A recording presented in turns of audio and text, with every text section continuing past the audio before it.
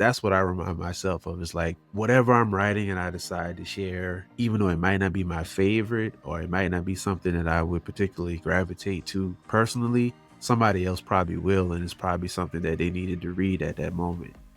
I am so excited about this episode because I'm joined by one of my favorite creative friends, Terrance P. Elmore. Terrance, thank you so much for coming back on the show.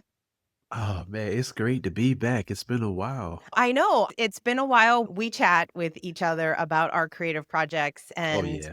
all the time, kind of checking in and how's it going and holding each other accountable a little bit to some of the work that we're doing. And then I said, "Hey, all right, it's time to have you back on the show because it's fun to talk about your projects, what you're working on, what you're challenged by." So we want to get into all the things, a little bit of an update on what you're working on.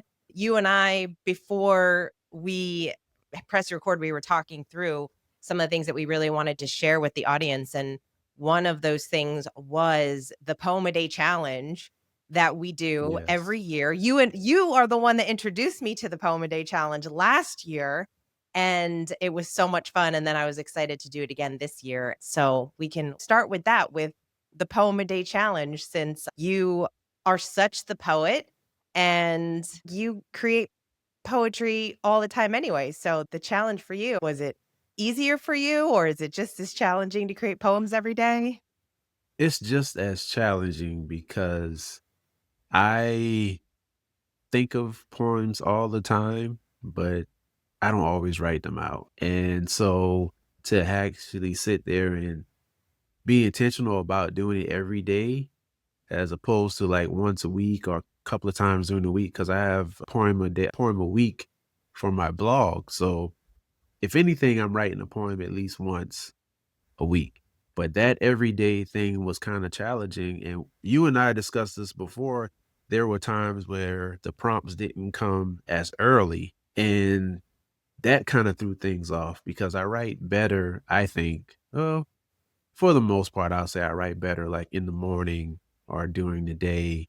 It's a little more challenging at night. It just depends. I have to be in the mood. And I think because some of the prompts came out later, it kind of forced me to open up to being able to write some poems at night. Yeah, yeah, it would be it was funny because I would sometimes message you and say, "Am I missing something? Where is the prompt?" Because it was like 1 or 2 in the afternoon and this prompt still wasn't up, and like you, I find that I am more creative and I definitely like doing more of my writing in the morning when I'm really fresh, and so sometimes I was writing a poem at 7 PM and thinking, "My brain is just not working the way I Yeah, want it to work."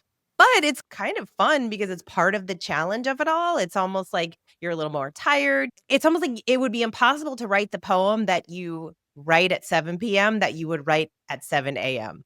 totally. Yeah.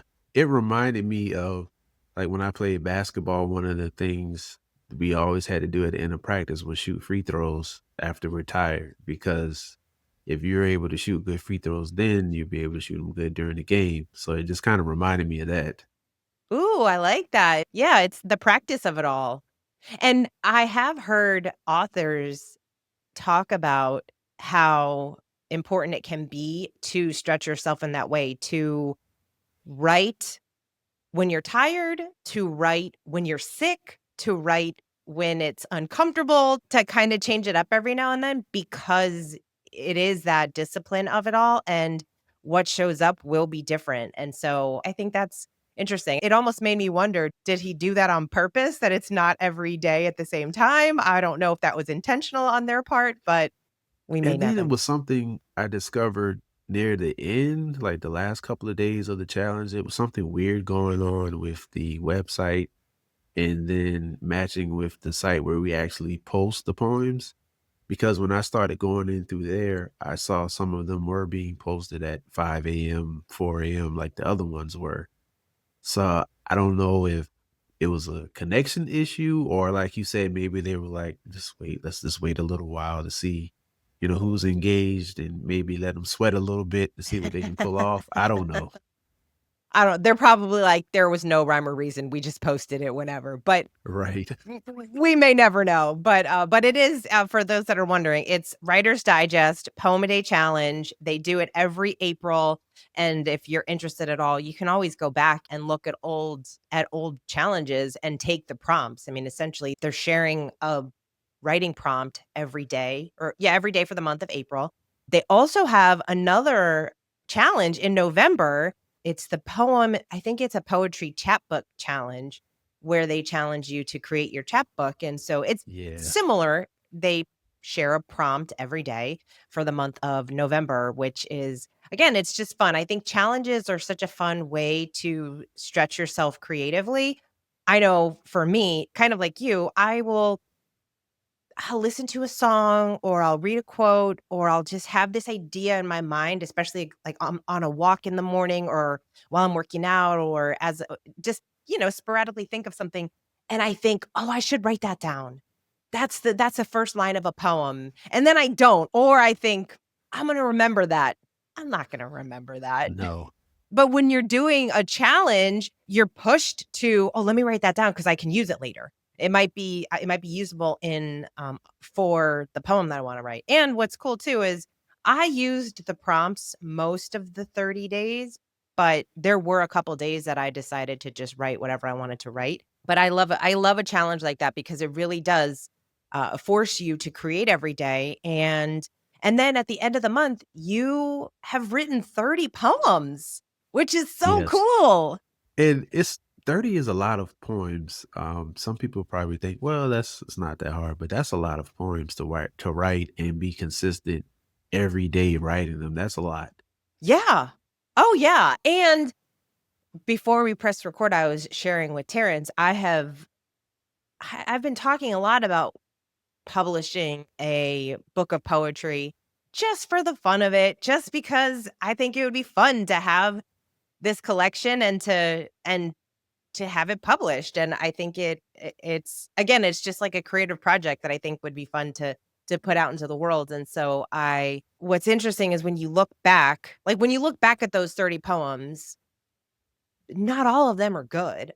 Like, I look back at Yes. some of them and I'm thinking, "Oh, this was clearly I'm just phoning it in, like, I don't even know what's happening."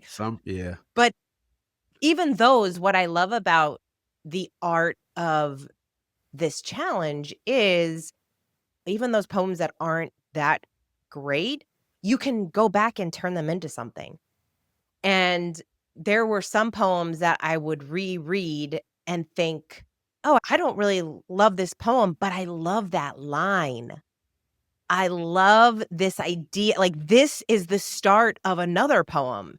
And that's what I really love about this is what I love about writing too, is you could spend a whole day writing, and maybe the next day you're thinking, "This what is this? Like, I don't like any of this." And then but there's a line or a couple lines that you just love, and that turns into whatever it was meant to be, but you never would have got there had you not spent all that time writing, which is beautiful and also highly frustrating.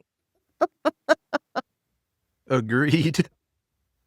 Because when you think about it, you're sharpening your skills and those prompts are just springboards to get it out, get you writing. And then sometimes, it's like I'm just trying to get this done so I can stay consistent. And you may, like you said, you may have a line or two in there and it's like, oh, this is good. But I've looked back at some and I was just like, maybe I can rework this. And that's one of my plans. I was going to write a book with like all the challenges that I probably participated in and call it like challenged or something like that. It's probably corny, but something like that. And just, rework all of them and put them in a book. Ooh, I like that. I like that because then if you wrote the intro if it was an intro that is talking about, "Hey, these are the poems that came out of a challenge," and it's almost like an invitation to other people to challenge themselves to create regularly, and it also what I love about that is this idea of consistency and this idea of showing up every day, and I think one of the creative challenges of so many people is that projects can feel very heavy. If someone's gonna say, "I'm gonna write a book," or I'm gonna publish a book of poetry," or "I want to start a podcast," we think 10 steps ahead. We think, "Oh my gosh," there's like a heaviness to a project, especially a big project. I mean, I feel like especially in a book writing project, it's a lot of work. And one of the ways to lessen the load is to put the creation process into bite-sized pieces. It's Yes. so helpful, and I think that when we say that, people are like, "Yeah, of course, that makes so much sense," but doing it is harder. It's almost like I know that I have to sit down and just write pieces of a book, but still, when I sit down to write a big project or to write work on something that's a big project, I still feel overwhelmed, like I wanna sit down and write the whole book, Whole well thing, yeah, knowing I'm not gonna do that. exactly. Oh, I wonder what that is about us though. Is just I don't know because even there have been times, and I know you can relate to this, writing a poem or anything, essay or maybe even a chapter or a paragraph in a book. You might touch it a couple of times, and then you're like, okay, I'm done.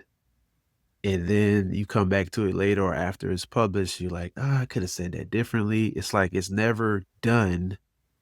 It's like you're finished, but it's never completed, I guess. You oh know, my it's like you're gosh. constantly thinking of ways you could have said it better, could have done this better. It's like, man, maybe I should do a second edition. And it's just it's always that thing going like, I can do better. It's never done. It's never, ever done. It's crazy, especially yeah. I think about that a lot with I think about that a lot with books, uh, that or anything that I write. I will go back even my team will sometimes tease me because we write a lot. We create a lot of emails, we send out books with and we'll include a letter that goes with the book, and I'll write it and I'll approve it, and then I'll have to take a look at it again before it goes to print, and I think, no, hold up, time out, I wanna change all of this," and I think that part of it is perfectionism, and then this other part is your experiences. And the more that you write, the more that you read, the more that you practice any craft, you get better. You gain new skills. You're learning and you're growing. That's why I think when people talk about their YouTube videos, when they go back to their first video or they go back to their first podcast episode and they're cringing because Yeah. they have gotten so much better at the because of the practice of it. And so, yes, of course, I feel like all I don't know many authors that have said, "Nope, I wouldn't change a thing in this book." That just doesn't happen, you know? I feel like even the most seasoned writers, I feel like, will look at a book, and even if it was a huge bestseller, they'll think, "I would have said this differently. I would have explained this differently. I might not have included this chapter." You know, I feel like that's just something that as a creator, you just have to kinda deal with. And so I feel like it's this mindset shift of just being able to be more comfortable knowing that that's what it is. And look, this show is all about the creative process, and this is all the creative process, right? All of these Yes. challenges is what we all deal with, and it's just what it is. And I think a lot of us need to just give ourselves a little grace because the cool part about creating is you can create something else. So once you put out the book and you go back to it and think, oh, I would have reworked this, I would have reworded it, I would have not included that. And then you say, okay, well, what's next? What is the next thing that I can create that I can use these skills? I can take everything that I've learned and create something better the next time. And if we're doing that, I feel like then that's what it is. It goes back to the reward is the work. I agree, and you also have to think about, you know, if especially if, like, you're putting together, like, a collection of poetry, You may have a few favorites that you like, yeah, this is going to be the one, or that's going to be the one, or these are going to be the ones that everybody like. Everybody just seems to like the other ones. And it's just like, You like this? Yes. But you put they like even I've heard this with like people who create hit songs and things. It's like they put out a whole album and they have one special song that they really love, but people love this other song that they didn't like that much. And so you have to think about that. It's just that's what I remind myself of. It's like whatever I'm writing and I decide to share, even though it might not be my favorite or it might not be something that I would particularly gravitate to personally, somebody else probably will. And it's probably something that they needed to read at that moment. Yeah. Yeah, I hear that a lot with creators that do video, and they're like, I'll spend 5 hours on a video thinking it's beautifully edited and I crafted the message perfectly, and it took me 10 hours to edit and this, that, and then it didn't do anything, and then all of a sudden they're on a walk and they just take their iPhone and Yeah. there's no they don't look great, their hair's all disheveled, and they put out this message, and that's the one that hits. That's the one that is meaningful to someone, and so you just never know. That's why I feel like it's so interesting how we just get to play in this space and we get to share, and you just never like, I think about that a lot. I don't know how you think about your work, but especially as I'm getting older, I feel like I I don't know, I feel like I constantly like, I wanna get better. I wanna get better in lore. So how do you what's your process for growth, for getting better with your writing, with your poetry, with the things that you're creating? So I look for workshops. I try to find workshops that are maybe in person. I've even looked up some that are online. I've attended some online. Also, poetry readings. I've gotten more into those. There's some that happen online, some in person, but I try to be around different poets. And I also like read different things. I think we talked about this in an episode before. Like I'm getting back into reading fiction because I was always on this thing, and I think it probably had to do with school. It's like reading became like this thing where I'm just gathering information, but not allowing myself to kind of get into a character. And so I've started getting back because I used to love fiction books when I was younger, but somewhere along the line, I just reading became I need to be learning something. And so I've gotten back into reading fiction. That's helped a lot. I've also just passed my work on to different people, maybe somebody who's not a creative person or a writer. I found that beneficial because I'm like, I'm always asking writers to look at this and then let me ask somebody who's not into writing and get their perspective. That's always interesting as well. And just always trying to sharpen my tools. Workshops is a big thing. I found some. A matter of fact, I'm going to be in about 2 or 3 workshops over the weekend because the poetry festival is coming up, and I'll be a vendor at that festival. So I'm looking forward to that. It's been a while since I've done an open mic, so I probably need to jump into an open mic. That helps as well. That is a really big thing because you get feedback from people, and that's a place to practice your work at an open mic. Now, if you're like a featured poet or something like that's you can, but it's not generally the time where you want to practice new work. So it's more accepted at like an open mic. And that's where you're free to just, you know, let everybody know, hey, I'm working on this piece. Let me know what you think. And you get feedback from the audience. And that's just how I'm right now, how I'm trying to sharpen my skills with those things. Yeah, I like the idea of workshops, and I also writing groups and where you're able to share your work and get feedback from people. Feedback that is usable, not just, "Oh, your work is great," or not, it's like, "What's missing? What are some ways to get better? What are some ways to improve?" And then I do think we talked about it on another episode, but it's true. It's it can be challenging to allow yourself to read for the pleasure of reading when you are so used to reading for the purpose of learning.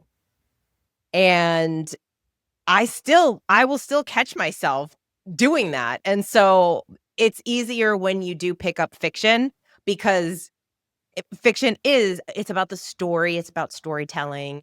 One of the things that I find interesting is when I'm reading fiction, I will sometimes wonder about, "Oh, how did the author decide to use this word versus that word or the language that they used or just like the way that they said," right? It's like it's Yeah. so funny. I feel like it but it's cool because it's showing you it's almost like it's teaching you a different way to write, and I think that's really cool too. I was so into personal development books for so long that I feel like that was how my mind was skewed, and so to in fact, there's this guy that I just started listening to who is a writer. He's a very oh my gosh, I'm gonna have to get his name, but he is a very well-known author in the fiction space, in the I think, like, young adult space, and he also teaches, and he's very I didn't know him, but in his space, he's, like, famous, and I'm gonna have to find him, but it's so interesting to hear him talk about writing because it's such a different world, like, I'm not trying to write a young adult novel. I'm not trying to write a novel. I'm not trying to write a sci-fi. And so I do love hearing people talk about the arc of storytelling, the art of setting up a scene. How do you keep people engaged in a story? And so writing a novel, I do feel like there's something very exciting about it. There also something very intimidating about it to me just because I Yes. don't know that I'm the best at dialogue, and dialogue kind of trips me up a little bit, like writing dialogue, and so I know you are working on a novel, and I would love to hear a little update, and for those that are listening, I'm constantly messaging Terrance, I'm like, "How's the book coming? How's the novel going?" It's oh man, it's going pretty good. I've been consistent with writing little things here and there, but as I'm writing, it's just because at first I was like, maybe this could be a short story. And I was like, no, I need to add something to it. I even thought at one time, I was like, maybe I can make this like a comic book series. And I was like, no, I'll probably stick with just making it like a novella or a novel. But as I'm writing, I'm like, I think I might have had too many characters because as I'm getting into the character development, I'm trying to pick and choose where I want to go with the characters and if I'm going to and see, I haven't even finished yet, but I'm already thinking like, am I going to go into like another book afterwards? And Oh, so maybe geez. I should just give a sneak peek, right? It's just like just finish the first one and then we can think about that later. But it's Yes. like I'm wondering that as I'm writing, but it's going pretty well. I haven't let anybody see it yet, so once I finish this first chapter, I'm going to try to find somebody who is an expert in novels and things, get some feedback so I know what I'm doing because I've never written anything like this before. I've written a bunch of short stories and that sort of thing, and a lot of that was man, probably I might have written my last well, no, I can't say that because I did participate in a short story challenge a year or two ago. Ooh. So yeah, the more I think I've been more consistent with short stories when I was younger. But yeah, about a year or two ago, Writer's Digest had a short story challenge and I participated in that. So um I didn't do every day, but I did a few days, probably about 10 or 15. But it's exciting. It's a little nerve-wracking because I've never done anything like this before. So I'm constantly asking myself, even after I finish a sentence, like, did this sound okay? Because I'm like you, I'm like, how does the dialogue flow? Because I read different types of fiction books where they have the dialogue a different type of way. And I'm also like, I find myself kind of telling the story from the first person view of one of the characters. But then I'm like, am I going to continue that way? And maybe each chapter is a point of view from somebody else in the book. It's just so many things that just run through my mind. But I'm staying consistent, and so far everything is going well. I'm going to probably not probably. I'm going to say I'm going to do it. I'm going to invest some more time into finishing that because I have some ideas for two poetry books that I haven't really started yet. But I'm going to invest some more time into this novel because I think what's happening is my mind is saying because this is a new place that's kind of unfamiliar, why don't you just go ahead and do these poetry books because that's familiar. So I think I'm kind of self-sabotaging, so I'm trying to be mindful of that. Ooh, it sounds like the resistance. It's Yeah, the resistance hard at work trying to convince you to not do the thing. Oh, it's so hard when we have to be truly honest with ourselves about why we're not pursuing something. yeah. And I can be honest, you some people try to hide it and be like, "Oh, I don't know." I feel like that's exactly what it is Yeah. because, I mean, yeah, there's no other excuse. Yeah. Oh my gosh. Well, it's cool to I mean, it's cool that you're doing it. It's cool that you are even taking those little steps, even doing the like that storytelling challenge, like the short story challenge. That's something interesting. I can't even imagine. I mean, writing a poem a day is one thing. Writing a short story every day feels like a lot more. Although I guess a poem could be similar to a short story if True. it's long enough. I mean, I guess a short story can be however long you want it to be. But it is cool. It's like this creativity muscle that you are stretching. And what's really cool is that when you start writing the novel, I'm sure that there's going to be pieces of what you're working on that you will then turn into a poem, that will turn into something that you can include in the book, and so I love this idea of our creativity never being wasted. Like, I used to think sometimes, "Ugh, I spent all this time on a project, it didn't go anywhere. I have all these ideas in notebooks. I have all these half-written books or partially written, thought out ideas, and what a waste, but none of that is wasteful because it's even this idea of I've heard some people talk about how it took them a year to write the book technically, but it was them 10 years thinking about the book, and once you start Yeah. working on a project, I feel like it's in the back of your mind. It's in the back of your mind when you're reading something in a different way because you have your creative project in your mind, and so that's why again, this is why I love that idea of create before you consume because you're constantly learning and growing and it's just always in the back of your mind, and it's gonna support you in whatever project you do next. Yeah, you just reminded me, I had a guest on, Russell Earl Jr., and he took 10 years to write his book. It's a memoir, and he said that he wished he had done it sooner, but the things that he learned during that time, because he said he took a creative writing class and different things that help him become an author. So he's like, "Yeah, it took a while, but that process is something that really helped me." He said, "Now, if he writes another book, it's definitely not going to take that long." But it's just interesting how some people, and I think it all has to do with timing. Everything happens when it's supposed to be. Of course, I'm not going to say that we don't actually delay stuff with procrastination and fear and anxiety, things like that. But for the most part, if we don't get in our own way, things happen when they're supposed to happen. Yeah.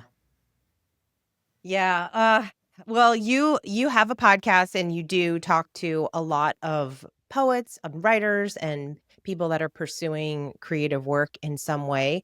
What are some of the common themes that you explore? What are some of the through lines that you see with all of your guests? What I have been noticing with a good bit of my guests, and even on the barbecue podcast that I have as well, it seems I wouldn't say starting over, but their people are in like a second chapter of their lives. Like they've done something before, and this writing or creative thing is like a new chapter. Like maybe they went to school for something else, and this is the thing that's actually what their life purpose is. Like I had a Marcus Lattimore on, and he played for the University of South Carolina, played football. Everybody knows him as number 21. And he said he wasn't happy. He wasn't feeling fulfilled because, he had 2 bad injuries while he was in college, and he did go to the NFL. But he ended up coming back and being a coach, and he got an award, and that's when I think it was, yeah, when he was inducted into the Hall of Fame. That's when he realized, like, football wasn't the thing that was fulfilling him, and so now he lives in Portland, Oregon, and he's a full-time poet and writer, and he he's like, that is just his thing, like, that is his calling. He understood that he was in his purpose now, being a poet and writer. He actually moved from the town where he played football to some place where people didn't know him because he said he felt like it would have been too easy if he stayed, in South Carolina. It's like, because everybody knows Marcus Lattimore, everybody knows number 21. So he went somewhere where he wasn't known, and that's where he was able to develop his craft. And it's pretty cool seeing it. Matter of fact, his book is coming out. It should be out now, but it's pretty cool seeing that, like, this is another chapter in his life. And even with people who write, like the guy I mentioned, Russell, his book is a memoir about one day he said he wanted to just travel. So he bought a passport and a one-way ticket to South America, and he did some backpacking. He thought it was cool. He wanted to do it, and he did it. And now, after all this time actually writing about it, he's in a different chapter as far as being an author. And that's the thing that I really appreciate when I talk to my guests. It's like every time I talk to a guest, it always seems like it's something that they were doing before, and then it was this aha moment when they started doing something else. Now there are a few guests who've been doing, certain things like all their lives, but I've had like a good bit of guests who seem like they're in their second chapter, and it's like they're redefining themselves, but they're also discovering who they are by helping other people. Yeah. Ah, that's so cool. How old are they, if would you Oh, the guess? ages range like uh, uh Russell is pretty young, so he's probably in his late 20s or early 30s. Marcus is about that same age. And then like with the barbecue podcast, we were talking to Mo Kason, and he's a very popular name in the barbecue world. And he was in the military and things before. So Mo is probably in his 50s. But from him starting doing barbecue competitions, it was just something that he began doing. He got a grill, he started doing it, and it just developed in him to being this.